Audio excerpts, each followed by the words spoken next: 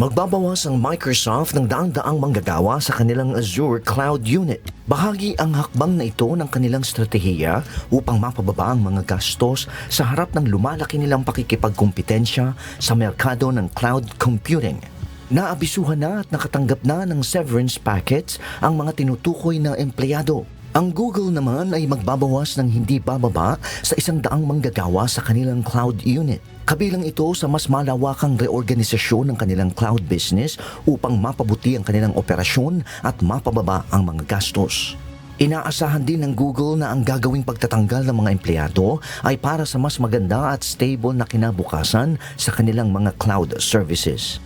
Samantala, itinaas ng Spotify ang presyo ng kanilang premium plans sa US sa layunin na mapalaki ang kanilang margin. Tataas ang presyo ng mula $1 hanggang $2 o 59 hanggang 117 pesos para sa individual at family plans. Bahagi ito ng strategiya ng kumpanya para makabawi sa kanilang mga operating cost at mapanatili ang kalidad ng kanilang serbisyo. Inihayag naman ng Shein ang kanilang plano na mag-float ng 50 billion pounds o 3 trillion pesos sa UK, isang hakbang na inaasahang magpapalaki pa sa kanilang presensya sa global market. Ang pag-float ay ang pagbebenta ng kumpanya ng kanilang shares sa publiko sa kauna-unahang pagkakataon.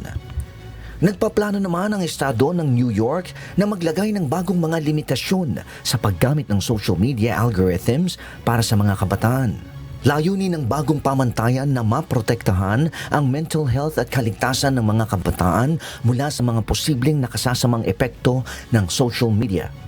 Partikular na tututukan ng mga regulasyon ang pagkontrol sa mga algorithms na nagtutulak ng mga adiktibo at hindi angkop na nilalaman sa mga minor de edad. Noni Ramos, humahataw sa balita ngayon.